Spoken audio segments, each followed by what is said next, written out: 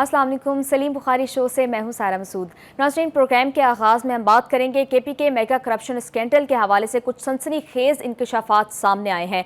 25 अरब रुपए से ज़ायद मालियत के असासे बरामद किए गए हैं और अब ये केस बड़े ही क्रिटिकल पॉइंट पर पहुंच गया है, क्योंकि आइंदा 24 से 48 घंटों के अंदर कुछ अहम शख्सियात की गिरफ्तारी के इम्कानात भी जाहिर किए जा रहे हैं। इस केस ने जहाँ एक तरफ खैबर पख्तूनख्वा हुकूमत की कारकर्दगी पर बहुत से सवाल उठा दिए हैं, वहाँ पर दूसरी तरफ जो हमारे मालियाती निगरानी के इदारे हैं उनकी कारकर्दगी पर भी संगीन सवालात उठाए हैं। इसके अलावा एक और इशू पर आज हमें बात करनी है। तहरीक इंसाफ कुछ ऐसे बयानिए बना रही है कि जिससे हमारे मुल्क दुश्मन ना सिर्फ फ़ायदा उठा रहे हैं। तो आज के प्रोग्राम में इस पर डिटेल डिस्कशन करेंगे। प्रोग्राम के दूसरे से मैं बात करेंगे, बरतानिया ने पाकिस्तानी एयरलाइंस पर आयद पाबंदियाँ हटा दी हैं और सेफ्टी फेरिस से भी पाकिस्तान का नाम निकाल दिया गया है। इस अमल को हमारे वज़ीर आज़म शहबाज शरीफ ने पाकिस्तान की फतह करार दिया है। मगर सवाल ये है कि क्या सिर्फ पाबंदियां हटाए जाना वे फतह का जश्न मनाना काफ़ी है, या फिर इन पाबंदियों के नतीजे में मुल्क को जो नाकाबिले तलाफी नुकसान पहुंचा है उसका एहतसाब होना भी ज़रूरी है। तो आज हम इस पर भी बात करेंगे। प्रोग्राम के आखिरी से में हम डिस्कस करेंगे एक अफसोसनाक वाक़या पेश आया है। बलूचिस्तान के इलाके कलात में मुसाफिर कोच पर फायरिंग के नतीजे में 3 अफराद जाँ बहक हो गए हैं और मुतअद्दिद जख्मी हैं। इन सब मामलात पर डिटेल के लिए हम बढ़ते हैं सलीम बुखारी साहब की जानिब। अस्सलाम वालेकुम बुखारी साहब, कैसे हैं आप कैसी हैं? खैरियत से हैं सायरा? मैं बिल्कुल ठीक ठाक हूँ बुखारी साहब। बुखारी साहब, KPK मेगा करप्शन स्कैंडल सामने आया है। क्या ये केस इतना ही सिंपल है कि चंद ठेकेदार और सरकारी मुलाजमीन इसमें इन्वॉल्व हैं, या फिर कुछ और पेचीदगियाँ भी हैं इसमें? देखिए, पहली बात तो ये है कि मेरे ख्याल से हम अपने नाज़रीन के साथ भी ये शेयर करें कि PTI जब 2018 का इलेक्शन लड़ रही थी तो उस वक्त एक ही नारा था, ये करप्ट रजीम है, ये करप्ट हैं, ये चोर हैं। फिर उसके बाद जब इलेक्शन के नतीजे में उनकी हुकूमत बन गई तो पूरी हुकूमत के पौने 4 साल के दौरान हर जलसे में, हर अपनी तकरीर में, हर प्रेस कॉन्फ्रेंस में उन्होंने कहा कि ये चोर हैं, ये डाकू हैं, इनके साथ नहीं बैठूंगा, और इन्होंने करप्शन की दास्तानें रकम की हैं। इनकी सारी दौलत जो लंदन में है, जो जहाँ भी है, वो सारी इन्होंने करप्शन से बनाई है, वगैरह वगैरह। याद है आपको? फिर आपको उनकी वो तकरीरें भी याद हो गई जिसमें वो कह रहे थे कि किसी को नहीं छोड़ूंगा, जेलें भर दूंगा, और FIA के और दीगर जो अदारे थे उनके सरबराहान को बुला के, ख़ास तौर से नैब के जो वो सो कॉल्ड, क्या नाम है उनका, इकबाल, जस्टिस इकबाल, जो जावेद इकबाल जो थे, उनको बुला के कहा कि मुकदमात बनाए, और बेपना मुकदमात बने, और इतने बेतुके मुकदमात बने कि इनके दौरे इक़्तिदार में ही अदालतों ने उठा के फेंक दिए। यानी ये नहीं कि नई हुकूमत बदल गई उसके बाद वो केसेस ख़त्म हुए, इनके दौरे हुकूमत में ही अदालतों ने कहा कि ये, और ऐसे ऐसे रिमार्क्स दिए अदालतों ने इन केसेस के ऊपर। किसी ने कहा किसी को तमीज़ नहीं है कि केस कैसे बनाते हैं, किसी में शवाहद नहीं है, किसी में कुछ नहीं है। तो ये सारी कैंपेन चलाने वालों के ऊपर जब करप्शन की बात आती है, ख़ास तौर से मैं अगर आपको हवाला दूं पंजाब का, जहां इनकी हुकूमत थी, उस्मान बुज़दार साहब जी, और उसके साथ उसी हवाले से 2 नाम और आते हैं, एक फरागोगी साहिबा हैं, दूसरी खुद बानी की बेगम साहब हैं, जनी बुशरा बीबी। तो वो मिसालें भी अपनी जगह मौजूद हैं। तो जो लोगों को कहते थे कि ये बेनंगो नाम है, उनकी अपनी दास्तानें भी सारी दुनिया के इल्म में है, कोई नई बात नहीं है। मुकदमा भुगत रहे हैं अभी तक, एक मुकदमे में सज़ा भी हो चुकी हुई है जो 190 पाउंड वाला है। हैविंग सेड दैट, KPK के हवाले से जिस स्कैंडल की बात आपने अभी की है, ये कोई छोटा वाक़या नहीं है, जिसके इब्तिदा में 25 अरब के असासे ज़ब्त कर लिए गए हैं जो उस करप्शन के नतीजे में बनाए गए हैं। तो आप ज़रा ये सोचिए कि इसकी एक्सटेंट क्या होगी। इसमें कैश रकम भी उन्होंने बरामद की है, उन्होंने 73 गाड़ियाँ भी पकड़ ली हैं, 185 जो प्लाजे और बिल्डिंगें हैं मुख्तलिफ मुल्क के इलाकों में, उन सब के ऊपर भी कब्ज़ा हो गया है। तो ये बहुत खौफनाक किस्म का स्कैंडल है। लेकिन बुखारी साहब, इस स्कैंडल की इतनी तफसीलात सामने आ गई हैं, लेकिन कुछ नाम जो है वो सामने नहीं आए कि कौन-कौन इन्वॉल्व है। ये पहले इंक्वायरी स्टेज पर था मुकदमा, और इंक्वायरी स्टेज के ऊपर नाम रिवील नहीं किए जाते। अब उसको उन्होंने बाकायदा तफ्तीश में, यानी इन्वेस्टिगेशन में ये कन्वर्ट हो गई है। तो अब इसकी सारी तफसीलात हमारे सामने आएंगी। लेकिन इस पूरी रिपोर्ट में जो आज एक अखबार में छपी है, उसमें इशारे मौजूद हैं। तो कहते हैं ना, समझदार रा इशारा काफ़ी अस्त, तो अक्लमंद रा इशारा काफ़ी अस्त। तो अक्लमंद के लिए उसमें इशारे हैं, हम बात भी करेंगे उसकी थोड़ी देर में। तो एक तो ये है कि जो खुद तराने गाते थे वो गले गले तक करप्शन में हैं। अभी तो जिक्र करने बैठे हैं अगर आप, तो जो उनके, जिसको वो जंगला बस कहते थे पंजाब की, जब अपने BTR क्या है उसका नाम, वो प्रोजेक्ट जो है वो लॉन्च किया, तो उसमें जो डोनर एजेंसी थी जो एशियन डेवलपमेंट बैंक था उसने कहा 7 अरब की करप्शन है। जिस नैब ने उसकी इन्वेस्टिगेशन करनी थी उसको बंद कर दिया गया। जी। तो कहने का मतलब ये है कि ये अब आहिस्ता आहिस्ता चीज़ें बाहर आनी शुरू हो रही हैं, और ये इसलिए भी बहुत इम्पॉर्टेंट यानी मुकदमा मैं समझता हूँ होगा, क्योंकि इसमें हुकूमती अरकान, सरकारी एहलकार, प्राइवेट ठेकेदार और बैंक के हुकाम भी शामिल हैं। तो ये जो कोहिस्तान मेगा स्कैंडल है, ये इसने बड़ी बड़ी परतें अभी खोलनी हैं, इसलिए कि इसका जिस चीज़ का सबूत ठोस होता है ना, उसका दिफा करना बहुत मुश्किल होता है। मेरा ख्याल ये है कि ये बड़ी सोच समझ के बाद इसको यहाँ तक रिवील करने की नौबत आई है। इसके अंदर पर्दा नशीनों के नाम भी आएंगे और बहुत सारे लोग, एक दो नाम तो हैं भी इसमें। देखिए, असल अगर आप मुझे मजबूर कर रही हैं तो जो पीपल्स पार्टी के नैयर बुखारी हैं, जो सेनेट के चेयरमैन भी रहे हैं जी, उन्होंने तो बाकायदा नाम लेके कहा है कि अली अमीन गंडापुर चीफ मिनिस्टर के इस्तीफ़ा दें ताकि गैर जानिबदाराना और शफाफ तहकीकात हो सकें। ये बड़ा वाज़ेह इशारा है कि उंगली किस तरफ उठ रही है, समझ रहे हैं ना आप जी। अब ये वैसे तो जिन्होंने ये स्कैंडल रिवील किया है उनका कहना ये है कि बहुत जल्द बहुत अहम लोगों की गिरफ्तारियां होंगी। जी, ठीक है। आजम सवाती साहब का नाम भी इसमें आ रहा है। वो इस हवाले से आ रहा है कि जिस ठेकेदार ने या जिस शख्स ने ये स्कैंडल में जो मेन करैक्टर है, उसने इस करप्शन के पैसों से आजम सवाती का घर खरीदा था। जी, ये है उसकी तफसील। तो ले दे के अगर आप ये देखें तो ये सारा स्कैंडल जो है ये पीटीआई के लोगों के गिर्द ही घूम रहा है, या उनकी जो हुकूमत है केपीके में उनके गिर्द घूम रहा है। प्रोग्राम में यहाँ शामिल करते हैं एक ब्रेक। Stay with us.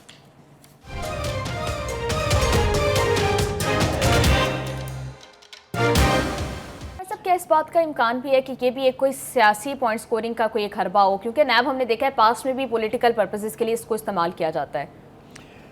देखिए, पीटीआई ने एक कैंपेन चलाई हुई है, जब से इक़्तिदार से वो गए हैं। वही फ़ौज जो जमहूरियत की बाप थी, वही फ़ौज जो हर मुश्किल वक्त में खान साहब की मदद करती थी, बजट पास कराना हो बंदे ला के देती थी, MNAs MPAs, और कोई कानून साजी करनी हो।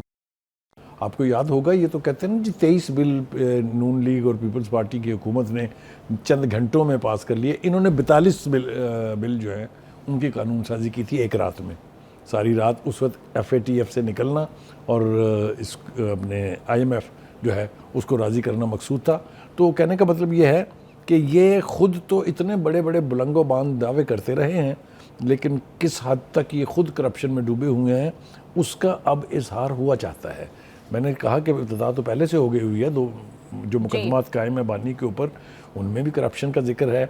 जो मुकदमात उनकी बेगम के ऊपर हैं उसमें भी करप्शन का है। जो मुकदमात गोगी के ख़िलाफ़ हैं उसमें भी करप्शन, और बुज़दार के हवाले से तो जिस तरीके से यहाँ पर सरकारी पोस्टिंग, सरकारी ट्रांसफ़र, सरकारी भर्तियों पर लूट सेल लगी हुई थी, उसका कोई दूसरा पैरेलल आपको पाकिस्तान की हिस्ट्री में और पंजाब की हिस्ट्री में नज़र नहीं आएगा। तो वो सारा कुछ जो है, अब आ जाए जनाब आप उनके बयानिए बनाने की तरफ। देखिए, पीटीआई ने इक़्तिदार से निकलने के बाद से जो हमारी फ़ौजी क़यादत है, या जो हमारी इस्टेब्लिशमेंट जिसको आप कह लें, या हमारे जो दिफाई अदारे हैं, उनके ख़िलाफ़ कंपेन अनलीश की हुई है। पहले तो ज़ाती नौयत थी इस कंपेन की, जब आपको याद होगा कि यहाँ से बाकायदा जुलूस गया था किसी एक आर्मी चीफ की अपॉइंटमेंट रुकवाने के लिए, याद है ना आपको? जी। आप मुझे बताइए, कभी पाकिस्तान की तारीख में ये हुआ इससे पहले? आप मुझे ये बताइए कि क्या किसी और मुल्क की तारीख में ऐसा हुआ? तो एक नई तरह डाली गई, उसमें नाकामी हुई बुरी तरह से, वो एक अलग बात है। फिर उसके बाद से उनके साथ मोहब्बत की पिंगें बनाने की कोशिश की गई, जिसको उन्होंने कबूल नहीं किया। फिर उसके बाद एक दफ़ा फिर नए सिरे से कंपेन जो है वो शुरू हो गई। इसी तरीके से जब सियासी डायलॉग से भागे तो फिर उन्होंने फ़ौज के साथ मोहब्बत बढ़ाने की कोशिश की। खतूत का सिलसिला जब जारी हुआ था, अगर आपको याद हो, तो मिलिट्री लीडरशिप जो है उनका खुदा के लिए बस हम आपसे बात करने नहीं चाहते। 9 मई के वाक़े के बाद क्या ही बात करेंगे। अच्छा, अब मैं आ रहा था उसी तरफ कि आप देखिए, ये सिंगल वाक़या नहीं है जी। 9 मई को आप इज्तिमाई तौर पर देखें तो 41 फ़ौजी तनसीबात पर हमला हुआ था उस दिन। बिल्कुल। जिसके बारे में बानी ने एक क्रेडिट भी लिया था कि मैंने अपने लोगों से कहा था कि वो जाके एहतजाज करें इन जगहों पर, और ख़ास तौर से GHQ का जिक्र किया था उन्होंने। वो बाद में जब नौयत उसकी संगीन हो गई तो उसको डिसोन करने के लिए भी एक तवील अरसा लगा उन्हें कि हमारा कोई, पहले कहा ये हमारे लोग नहीं हैं, फिर कहा ये एजेंसियों के लोग हैं। तो इनका जो ये बयानिया बन रहा है ना फ़ौज के ख़िलाफ़ ख़ास तौर से, इससे पाकिस्तान के दुश्मनों को फ़ायदा पहुंच रहा है। ख़ास तौर से भारत जो है वो इस एतबार से कोई मौका हाथ से जाने नहीं दे। जी बुखारी साहब, आपने देखा ये शॉट? मैंने तो देखा है, मुझे तो शर्म महसूस हो रही है इसकी, लेकिन जो इसका बायस बने उनको भी कुछ कौमी शर्म होनी चाहिए, कोई हया होनी चाहिए उनको। आप देखिए वो क्या कह रहे हैं, वो कह रहे हैं कि जो इमरान खान के दुश्मन है और वो दुश्मन को आइडेंटिफाई कर रहे हैं कि वो कौन है। हमारे दिफाई इदारों की तरफ इशारा है ना साहब। वो कहता है वो उनको तो हमें गोद लेना चाहिए, उनको तो हमें दिल के करीब करना चाहिए ताकि हम मिल के कोशिश करें पाकिस्तान को एक्सपोज करने की, पाकिस्तान को बदनाम करने की। जी। इसके साथ साथ उसने जो सबसे बड़ा टूल है PTI के पास, सोशल मीडिया, उसका जिक्र भी किया। उन्होंने कहा हम दोनों को मिल के सोशल मीडिया के ऊपर पूरे यूरोप को दिखाना चाहिए कि देखें क्या हो रहा है जी। और खुदा के वास्ते कोई शर्म कर लें। इसी तरीके से जब हमारे आर्मी चीफ गए थे बरतानिया के दौरे पर, तो जो हरकत उस वक्त की गई वो डूब मरने का मकाम है किसी भी पाकिस्तानी के लिए। ये तो रवायत इनकी ये है, पाकिस्तान के झंडे ये जलाते हैं, पाकिस्तान के ग्रीन पासपोर्टों को आग लगा के फ़ख्र से इनका सोशल मीडिया दिखाता और उनके लीडर उसका क्रेडिट लेते हैं। तो कहने का मदीना में क्या हुआ था, मदीना मुनव्वरा में जब बदतमीज़ी की गई थी, उसकी भी मिसाल कोई नहीं मिलती है। तो कहने का मतलब ये है कि ये जो बयानिए बना के पाकिस्तान को नुकसान पहुंचाया जा रहा है, एक तरफ तो कौम लगी हुई है पाकिस्तान का सॉफ्ट इमेज दिखाने के लिए, और दूसरी तरफ जो है ये हमारे जो मेहरबान हैं। अब मैं क्या कहूँ इसके बारे में, ये जो मैंने आपने क्लिप अभी दिखाया है ये एक मिसाल है। उनके इस नौयत के बयानात के ऊपर पूरे का पूरा इंडिया मीडिया कंपेन करना शुरू कर देता है, ऑर्केस्ट्रेटेड। तो कहने का मतलब ये है कि इतना ख्याल तो कर लें कि जिससे पाकिस्तान के मफाद को नुकसान ना पहुँचे, पाकिस्तान के दिफा को नुकसान ना पहुँचे, पाकिस्तान की मिलिट्री और आर्मी जो है या जो आर्म्ड फोर्सेस हैं उनकी रेपुटेशन को नुकसान ना पहुँचे। वैसे बस जंग के दिनों में एक छोटा सा ब्रेक हमने देखा था, उसके बाद फिर से PTI उसी बयानिए पर अब दोबारा से शुरू हो गई है और उसी तरह से हमारे इदारों को जो है वो मिलान करने की कोशिश की जा रही है, जिसका हमने देखा है कि हमारे दुश्मन जो है वो फ़ायदा उठा रहे हैं। मैं आपसे थोड़ा सा इख्तिलाफ अगर आप मुझे करने दें, वो ये कि जंग के दौरान भी अगर आपको उमर अयूब का वो बयान याद हो जिसमें उसने कहा कि हमारे टैंकों में पेट्रोल के पैसे नहीं हैं, हमारे तोपों में गोले नहीं हैं, आपको याद होना चाहिए। वो इतना खौफनाक बयान था, इंतहाई शर्मनाक बयान था, डूब मरने का बयान था वो और at the floor of the house. ठीक है, तो कहने का मतलब ये है कि उनके बस में तो हो तो वो पाकिस्तान की धज्जियाँ बखेर दें, वो तो अल्लाह ताला कुछ मेहरबान है कि उतना नुकसान नहीं हो रहा है जितना ये पहुंचाना चाहते हैं। मुल्क को नुकसान पहुंचा के अपने सियासी फ़ायदे के लिए काम करना, इससे बड़ी मुल्क दुश्मनी नहीं हो सकती। जी बुखारी साहब बिल्कुल ठीक कह रहे हैं। प्रोग्राम में यहाँ शामिल करते हैं एक ब्रेक, स्टे विद अस।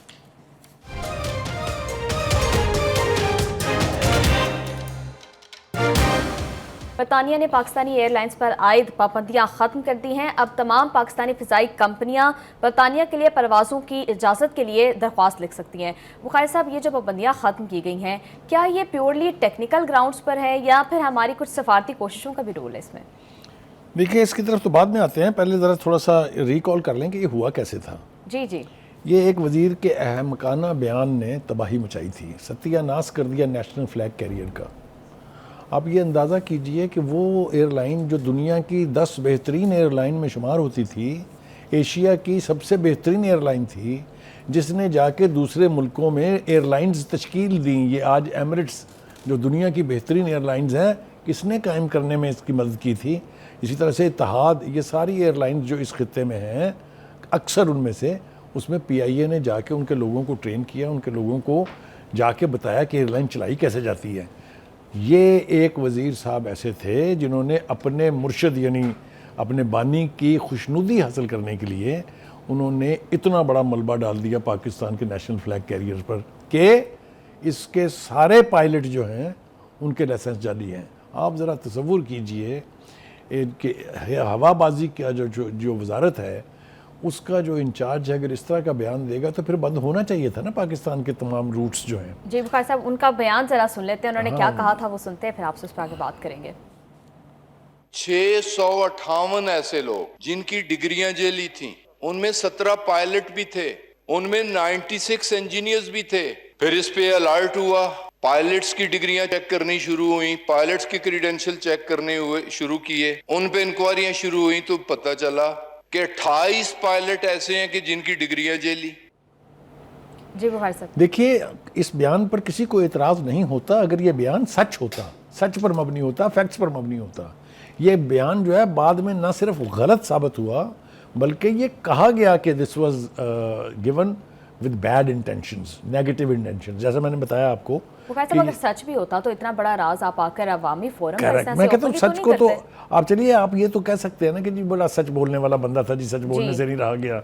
लेकिन एक फॉल्स प्रेमिसेस के ऊपर बैठ के एक ऐसी एयरलाइन को जिसके बारे में जो स्लोगन था कभी पीआईए का, that was the great people to fly with, उसका बेड़ा गर्क कर दिया इन्होंने। और कितना माली नुकसान हुआ है आप तसव्वुर नहीं कर सकते। बरतानिया के साथ सिर्फ हम पर तो पाबंदी फिर तमाम यूरोपीय मुल्कों के लिए लग गई ना। जी।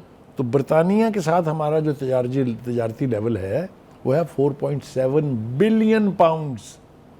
ये कोई 15 बिलियन से ज़्यादा डॉलर में बनता है, और पाकिस्तानी रुपयों में कन्वर्ट करें तो देखें ज़रा क्या होता है। क्योंकि कार्गो सर्विस सिर्फ पीआईए की चलती थी उस वक्त, उन दिनों में। ये ब्रिटिश एयरवेज जो है उसकी कुछ सर्विसेज बहुत मौजूद हो गई थी और कार्गो सर्विस नहीं चलती थी, वो नुकसान हुआ। फिर पीआईए की माली जो हैसियत थी वो लार्जली कंप्रोमाइज़ हुई, और ख़सारा जो है बढ़ के कहाँ से कहाँ चला गया।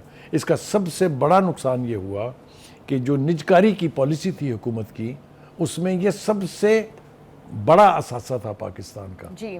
आप देख लीजिए 3 साल से ज़्यादा का अरसा हो गया है निजकारी होकर ही नहीं दे रही। यानी जिन मुनाफा बख्श रूट्स पर से आप पैसे कमाते हैं और जो जहाँ नुकसान होता है आपको उसको सब्सिडाइज करते हैं, वो रूट्स ही नहीं आपके पास होंगे तो कोई क्यों ख़रीदेगा आपको, आपकी एयरलाइन को। जी। तो एक तो अब ये लग रहा है कि ये निजकारी का अमल जो है ये आसान तरीके से अपने अंजाम तक पहुँचेगा। बुखारी साहब, लेकिन ये किया क्यों गया, इसका बेनिफिशियरी कौन था? मैंने आपको बता दिया कि ये किया गया मुर्शिद को खुश करने के लिए। उनकी वो जो कैंपेन थी, ये चोर हैं, ये डाकू हैं, ये करप्ट हैं, उसको कुव्वत बख्शने के लिए पाकिस्तान की एयरलाइन का, नेशनल एयरलाइन का, नेशनल फ्लैग कैरियर का बेड़ा गर्क कर दिया गया। अब आप देखिए 3 साल लगे हैं बेपनाह मेहनत करने के बावजूद ये रिस्टोर होने के लिए। अब जाके ये कॉन्फिडेंस बहाल करने में अभी मज़ीद अरसा लगेगा, इसलिए कि वो जो एक सर्टिफिकेट होता है वो लेने के लिए जो है वो आपको दोबारा से दरखास्तें देनी पड़ेंगी, दोबारा से सारे एनओसीज या एनएसी, वो एक सर्टिफिकेट का नाम है टीसीओ, वो टीसीओ लेने के लिए आपको दोबारा हर एक मुल्क से दरखास्त करनी पड़ेगी। फिर आपको अपने दफातर बहाल करने पड़ेंगे, क्योंकि 3 साल तक तो वो बिल्कुल they were rendered, I mean without any operation. तो ये काफ़ी मेहनत तलब काम है और इसने यकीनी तौर पे पाकिस्तान के मुफाद को बहुत नुकसान पहुंचाया। मैं थोड़ा सा, अगर आप इजाज़त दें तो मैं रिकॉल कर दूँ ये कि जून 2020 में गुलाम सरवर साहब ने कौम पर यह एहसान फरमाया था जो आपने अभी दिखाया है उनको। ठीक है जी। और कमर्शियल पायलट्स की एक बड़ी तादाद जो है उन्होंने मशकूक लाइसेंस हासिल कर रखे हैं, ये इनके बयान की जिस्त थी। उसके बाद 1 जुलाई 2020 को यूरोपीय यूनियन एयर सेफ्टी एजेंसी यासा ने पाकिस्तान इंटरनेशनल एयरलाइंस के यूरोपीय ममालिक के फ़ज़ाई ऑपरेशन के इजाज़तनामों को 6 माह के लिए पहले मुअत्तल किया और बाद में उसको मुस्तकिल कर दिया। जी। ठीक है जी? एक रिपोर्ट के अकॉर्डिंग इस सारे बयान के बाद जो कौमी एयरलाइन को नुकसान पहुंचा वो तकरीबन 70 से 90 अरब रुपए का था। तो इस नुकसान का अजाला कौन करेगा, इसका एहतसाब कौन करेगा? देखिए, फिर वो बात वही है ना कि बात चल निकली है तो जाने कहाँ तक पहुँचे। ज़ाहिर है वही ज़िम्मेदार हैं जिनकी हुकूमत थी, ज़ाहिर है वही ज़िम्मेदार हैं जो वज़ीर था। तो अब ये मुझे जो लग रहा है वो ये है कि इसके ऊपर खामोशी इख्तियार नहीं की जाएगी। मुझे यूँ लग रहा है कि कैबिनेट के ज़रिए इज्तिमाई फ़ैसला किया जाएगा कि जो ज़िम्मेदारान थे उनके ख़िलाफ़ एक्शन होना चाहिए। और वो कौन है? वो एक उस वक्त के वज़ीर आज़म है और दूसरा उनका वज़ीर है जी। अब ये कब होगा इसकी तरफ इशारा किया वज़ीर दिफा ने, ख्वाजा आसिफ ने बहुत गुफ्तगू की इसके ऊपर। प्राइम मिनिस्टर ने बजा तौर के ऊपर उन तमाम शोबों को और ख़ास तौर से वो जो हवाबाजी का महकमा है उसको और इसहाक डार को उनकी कोशिशों के ऊपर शाबाश दी है जिनकी वजह से ये मुमकिन हुआ है। दूसरी बात ये कि प्राइम मिनिस्टर भी अपने आप को इससे कभी भी उन्होंने गैर मुतल्लिक नहीं किया और इस पूरे प्रोसेस का वो हिस्सा रहे हैं, बल्कि आप यूँ कह सकते हैं कि उनकी क़यादत में ये सारी एफ़र्ट जो है वो की गई, जिसके नतीजे में बिलाखिर पाकिस्तान जो है वो अब यूरोपीय रूट्स के ऊपर चल पाएगा। 8 अप्रैल 2021 को यूरोपीय यूनियन की एसोसिएशन सेफ्टी एजेंसी ने इसको गैर मुअय्यना मुद्दत के लिए कर दिया था, इस पाबंदी को जो मुअत्तल किए गए थे। 15 सितंबर 2024 को कराची में सिविल एविएशन अथॉरिटी के बोर्ड ऑफ डायरेक्टर के इजलास में PIA परवाज़ों की यूरोप और बरतानिया में बहाली के हवाले से जो ये पेशरफ्त हुई है, ये उसमें बताया गया है कि अब हमारी एयरलाइन जो है ये सारी यूरोप के रूट्स के ऊपर चल पाएगी। बुखारी साहब, कुछ देर पहले हमने देखा कि बड़े शॉर्ट टेन्योर के लिए PIA जो है वो प्रॉफिट में भी गई थी, तो क्या इसका कोई चांस है कि गवर्नमेंट अब इसको रिटेन कर ले और इसकी प्राइवेटाइजेशन ना करे? ये लड़ाई को मेरे ख्याल से 10-12 साल पुरानी है। कुछ हल्के और ख़ास तौर से हुकूमत के भी कुछ हल्के जो हैं, उनका ख्याल ये है कि अपने जो नेशनल और जो यानी वकार के अदारे होते हैं उनको नहीं बेचना चाहिए। एक सोच तो ये है ना कि अपने भांडे घर के नहीं बेचने चाहिए, फिर पकाएंगे कहाँ, खाएंगे कहाँ। लेकिन ये कि ये बड़े बड़े जो अदारे हैं ये हमारी हुकूमतों की नाअहली की वजह से, जिसमें PIA है, जिसमें पाकिस्तान स्टील मिल्स है, आपको तो पता है, इनको तबाह बर्बाद करने के लिए सक्सेसिव गवर्नमेंट्स इसकी ज़िम्मेदार हैं, किसी एक शख्स का कसूर नहीं है। लेकिन इसके साथ PIA के साथ और बहुत सारी चीज़ें जुड़ी हैं। रोजवेल्ट होटल, वो भी उसकी भी निजकारी जो है स्कैंडलस हो चुकी हुई है। पिछले 20 से 25 साल से कोशिश हो रही है कि वो बिक जाए। That is in the heartland of New York, और वो उसके बारे में कहा जाता है कि इससे कीमती प्रॉपर्टी उस पूरे इलाके में नहीं है। मैनहट्टन की बात कर रहा हूँ मैं आपसे। तो कहने का मतलब ये है कि ये सारा कुछ जो है, इससे कौम की प्रेस्टीज भी जुड़ी हुई है, कौम का मुफाद भी जुड़ा हुआ है। लेकिन एक ओपिनियन ये भी है, जिस तरह से शाहिद खान अब्बासी जो कि खुद एक एयरलाइन को ओन करते हैं, वो कहते हैं कि अगर ये PIA 10,000 में भी बिकती है, 1000 में भी बिकती है, जितने भी बिकती है, इसको बेच दें, इसकी प्राइवेटाइजेशन कर दें, क्योंकि ये नहीं चल सकती। क्योंकि अगर वो ऐसा नहीं कहेंगे तो फिर उनकी अपनी एयरलाइन कैसे चलेगी? तो ये तो वेस्टेड इंटरेस्ट की बात है ना, ये तो शर्म आनी चाहिए ऐसी गुफ्तगू करते हुए भी। मुझे नहीं समझ आती कि कौन सा नेशनलिज्म है उनके अंदर। लेकिन एनीवे, अपने मुफाद के लिए उन्होंने अपने वज़ीर होते हुए भी कुछ ऐसे फैसले किए थे, जिस पर कभी मौका मिला तो बाद में बात करेंगे। लेकिन बुखारी साहब 2 दफ़ा ये बिड लॉन्च कर चुके हैं इसको प्राइवेटाइज करने के लिए, लेकिन बेस को भी जो है वो हिट नहीं कर सके। तो अब इस दफ़ा ये हुआ है कि 2 ग्रुप्स और 2 और पार्टियां जो हैं, कंपनियां जो आई हैं, मैंने सुना है, ये आई होप कि आई एम राइट, कि फौजी foundation is also one of them. तो लगता है कि हम करीब पहुँच रहे हैं कि ये अल्टीमेटली प्राइवेटाइज हो जाएगी। अब जो बरतानिया के साथ अभी है, जो उन्होंने पाबंदी खत्म की है, इसका कोई इम्पैक्ट पड़ेगा निष्कारी? एब्सोल्युटली। आप देखिए कितने पाकिस्तानी रहते हैं वहाँ। ये उनका प्राइड जर्नी होता था कि वो पाकिस्तान के नेशनल फ्लैग कैरियर से सफ़र करते हैं। इसका बहुत पॉजिटिव इम्पैक्ट पड़ेगा पाकिस्तानियों पर जो ओवरसीज़ है, वो लाखों की तादाद में, वो कोई एक आधा नहीं है। और दूसरा ये कि बरतानिया के साथ जो हमारी ट्रेड है उसमें बहुत आसानियाँ पैदा होंगी। तो ये हर लिहाज से एक बहुत पॉजिटिव मूव है। जी बुखारी साहब ठीक कह रहे हैं। प्रोग्राम में यहाँ शामिल करते हैं एक ब्रेक से वापस आकर बात करेंगे। मुल्क में दहशतगर्दी के वाक़यात बढ़ते जा रहे हैं, हमारे साथ रहिएगा।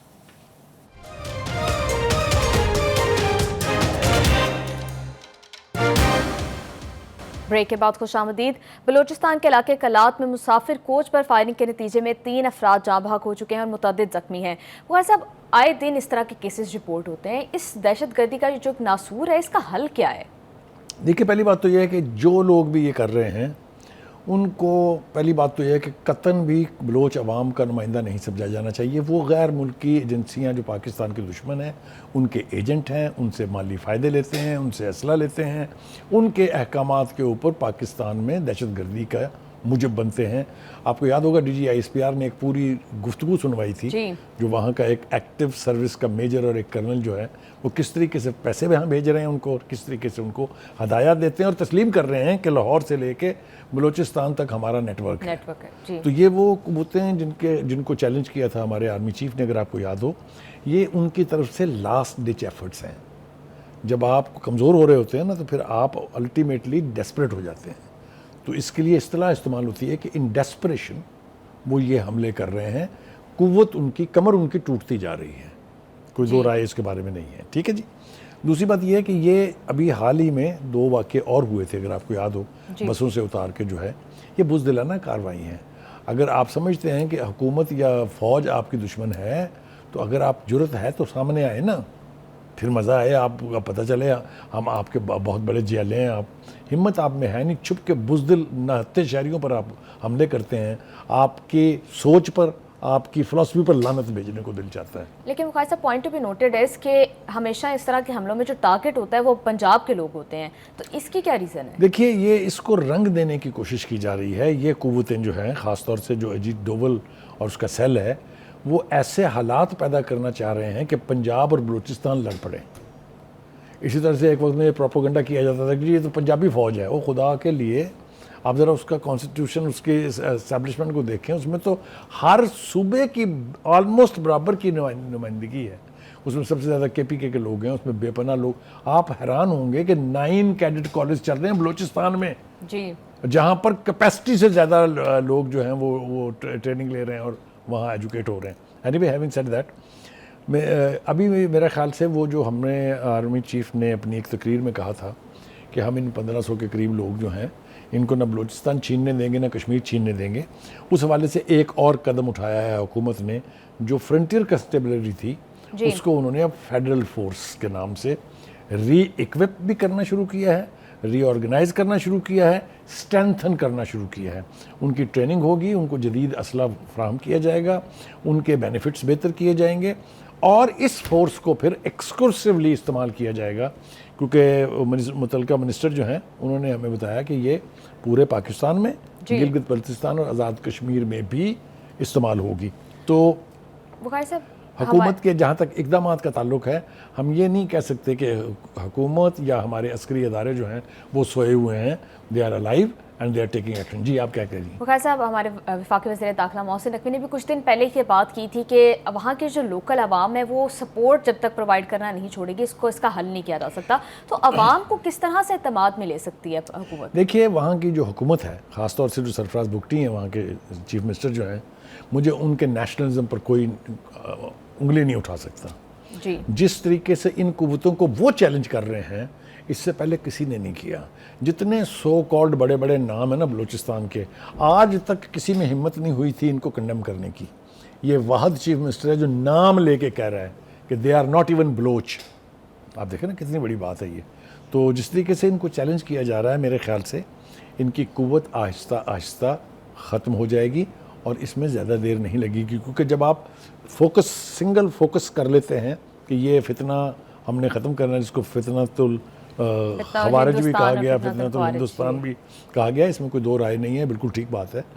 तो मैं समझता हूँ कि बहुत ज़्यादा देर नहीं लगेगी, पाकिस्तान को इस फितने से निजात मिल जाएगी। जी वक़ार साहब, लेकिन जो हमारे इस टाइम पे ज्योग्राफी है और जिस तरह से हमारे बॉर्डर पे जो नेशंस बैठी हैं, इंडिया और फिर दूसरी साइड पे अफगानिस्तान, उनका क्या इसमें रोल है और उनको एंगेज करना इस हवाले से कितना इंपॉर्टेंट? देखिए, पहले तो हमारा ईस्टर्न बॉर्डर हॉट होता था जी, फिर इन खारजियों की वजह से या इन कुव्वतों की वजह से हमारा वेस्टर्न बॉर्डर जो है वो भी अनसेफ हुआ, गैर महफूज हो गया। लेकिन अब जो मुलाकात हुई थी चाइना में 3 फॉरेन मिनिस्टर की, जिसमें हमारे नायब वज़ीर आज़म और फॉरेन मिनिस्टर इसहाक डार थे, उसके नतीजे में काबुल गवर्नमेंट ने ऐसे इक़दामात किए हैं जिससे लग रहा है ये कि वो अब पाकिस्तान के साथ ऑन द सेम पेज हैं दहशत गर्दी का कला कमर करने के हवाले से।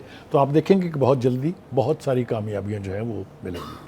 जी वक़ार साहब, लेकिन अभी अफ़गानिस्तान के अभी भी मतलब इस तरह की रिपोर्ट्स आती हैं कि अभी भी सपोर्ट है, तो इसको किस तरह से टोटली ख़त्म करने के लिए इसका परमानेंट सोल्यूशन किस तरह से निकाला देखिए, जाए? एक फितना जो कई सालों पर बल्कि 2 से ज़्यादा दहाइयों के ऊपर मबनी है, उसको आप यकजुम्बश कलम ख़त्म नहीं कर सकते। लेकिन जैसा मैंने कहा है कि ऐसे इशारे मिल रहे हैं काबुल गवर्नमेंट की तरफ से कि उन्होंने एक तो पाकिस्तान के बॉर्डर से इनको पीछे हटा दिया है, दूसरा ये कि इनकी जो कम्युनिकेशंस थी, ख़ास तौर से जो इनके पास मैसिव ट्रक्स थे, बिकतरबंद गाड़ियाँ थी, वो सब कुछ उन्होंने कब्ज़े में ले लिए हैं और उनको बता दिया ये कि आप काबुल की सरजमीन से यानी अफ़गानिस्तान की सरजमीन से जहाद नहीं कह सकते अपनी स्ट्रगल को, इसलिए कि जहाद सिर्फ अमीर जो है मुल्क का वो डिक्लेयर कर सकता है। आप जो कुछ कर रहे हैं दहशत गर्दी के ज़ुमरे में आता है, ये पहली दफ़ा हुआ है। जी वक़ार साहब, अभी हम देख रहे थे कि बिलावल भुट्टो ने भारत को इस मामले पर एंगेज करने की बहुत कोशिश की है। उन्होंने रिपीटेडली इस तरह की बातें की हैं कि रॉ और हमारी ISI मिल के बैठ के इसका कोई सोल्यूशन निकाल ले, कोई बॉडी बना ले, लेकिन भारत बिल्कुल भी संजीदा नहीं है इस हवाले से और बार बार रिपोर्ट्स भी आती हैं कि वो इसको स्पॉन्सर कर रहे हैं। तो इसके हवाले से क्या किया जा सकता है? आप ये समझती हैं कि ऐसा होगा कि जो सब कुछ ये करवा रहा है वही इसके अंदर हमसे ताउन करेगा? देख लेना, बिलावल भुट्टो की सफ़र का कोई जवाब दिया हिंदुस्तान ने? तो हिंदुस्तान ही तो इस सब कुछ के पीछे है। जी, मुखर साहब आप बिल्कुल ठीक कह रहे हैं। प्रोग्राम का टाइम हो गया ख़त्म। हमें दीजिए इजाज़त, आपसे मुलाकात होगी इंशाल्लाह कल। अल्लाह हाफ़िज़।